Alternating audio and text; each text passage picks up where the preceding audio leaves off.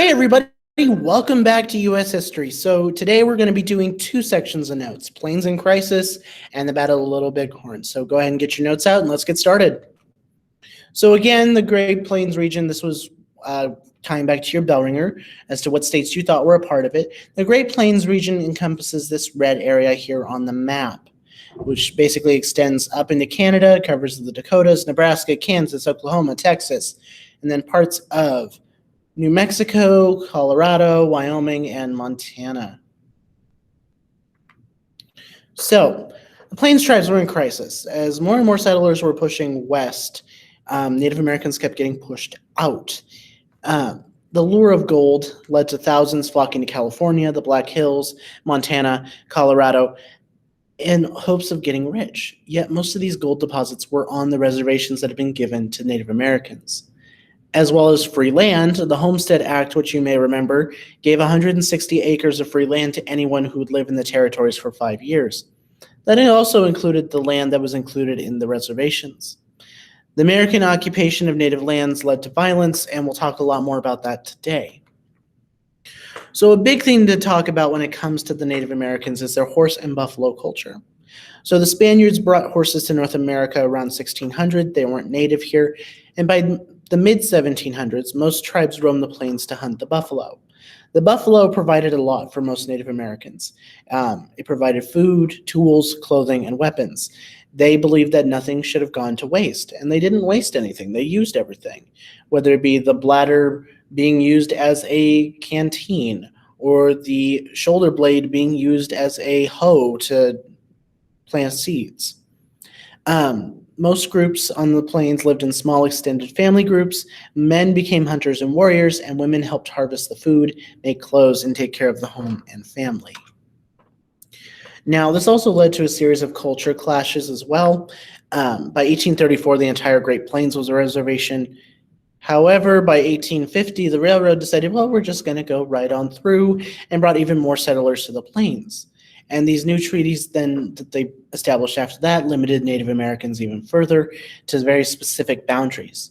Now, most tribes ignored the treaties to continue to hunt on traditional lands with pretty tragic results, one of which we will talk about shortly. So, a little bit more about the Cheyenne, which we've talked about them briefly. They had moved to very poor land in southeastern Colorado. They had began to starve, so they went and they started raiding trails in American settlements in search of food. Now, Colorado governor at the time then sent in the militia to deal with the Native Americans. Colonel John Shivington attacked in the middle of the night. A 700-man force attacked and destroyed a peaceful village of Cheyenne and Arapaho. They murdered and mutilated 200, majority of which were women and children and the elderly, because a bulk of the community's men were out hunting or trying to find food. Colonel Shivington went on to say, "A death to any man who sympathizes with Indians. I have come to kill Indians and believe it is right and honorable to use any means under God's heaven to kill Indians. Kill and scalp all, big and little."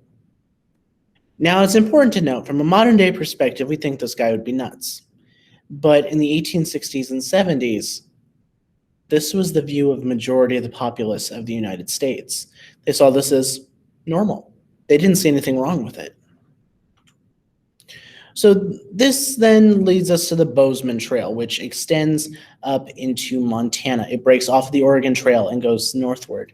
It connected the Oregon Trail to the gold fields in southern Montana, and it ran through the heart of the Sioux hunting ground, who were already native to this region. The Sioux's traditional grounds were right here in the intersection where we see South Dakota, Montana, and Wyoming meet. Now, the Sioux and the allied tribes would terrorize settlers on the trail just because this was their sacred land. They didn't want anybody else there. And then in response to the massacre at Sands Creek, we have the Fetterman's Massacre, in which the Lakota Sioux, Cheyenne, and Arapaho, led by Crazy Horse, attacked and killed 80 of Captain William Fetterman's troops. This would be the worst defeat suffered by the U.S. on the plains until the Battle of Little Bighorn. Now, in the Fort Laramie Treaty of 1868, which came shortly after, the U.S. closed the Bozeman Trail, and the tribes agreed to new boundaries with the condition that their sacred lands would be preserved. Now, that was not going to be the case going forward, but for a time there was a de-escalation of conflict in the region. So, kind of a little bit of a heads up for our Battle of Little Bighorn discussion. One political cartoon for you. We also have the Red River War, a military campaign to remove Southern Plains tribes and force them onto reservations in Indian Territory. The U.S. Army under General Sheridan put friendly tribes onto the reservation and then opened fire on all others. The U.S. Army basically crushed the Native American resistance on the Southern Plains. Essentially, this was them clearing them out of Texas. So, jumping into the Battle of Little Bighorn, some background. Gold was discovered in the Black Hills in the late 1860s. The Black Hills are a region that is located in this portion of South Dakota. Now, an expedition led by Lieutenant Colonel George Armstrong Custer confirmed the presence of gold in 1874. Shortly after that, the American prospectors then began to pour into the Black Hills. However, the Black Hills was a sacred land to the Sioux, and under the Fort Laramie Treaty in 1868, the Sioux agreed to live on the reservation in South Dakota, with the guarantee that the Black Hills would be preserved.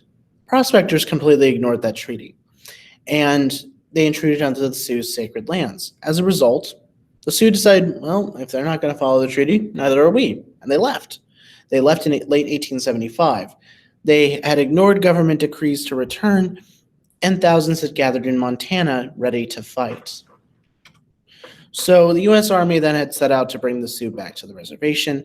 They sent Lieutenant Colonel Custer to do that. He was a Union war hero.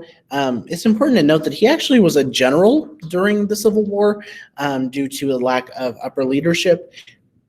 But shortly after the war, he was restored back to his original rank.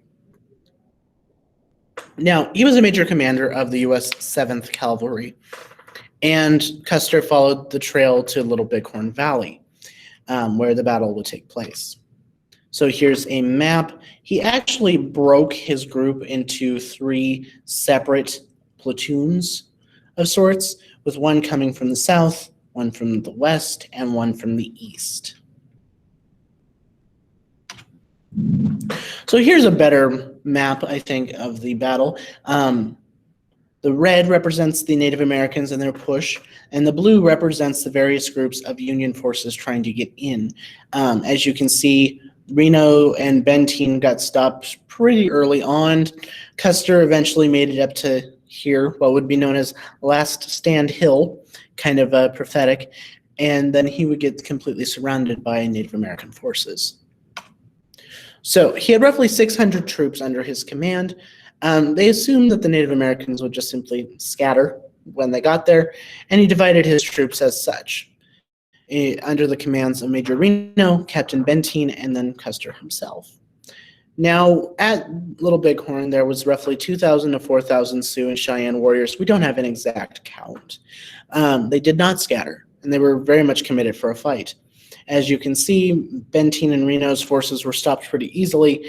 Custer actually was the only one that had any true progress, but that didn't last for long. Reno was forced to retreat. Benteen had gotten cut off, and Custer and his 200 men were intercepted and surrounded by the Cheyenne, led by Crazy Horse on Last Stand Hill. They were completely wiped out. There were no survivors of Custer and his 200 men. So some impact as we wrap this up. It was an epic victory for the Native Americans. And we're going to hold on for a second while that reconnects.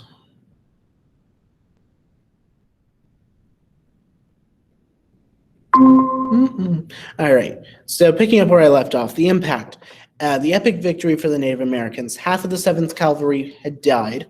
Custer was dead, and all of those 200 soldiers that had been with Custer specifically were all dead. However, this was the beginning of the end for the Plains Indians.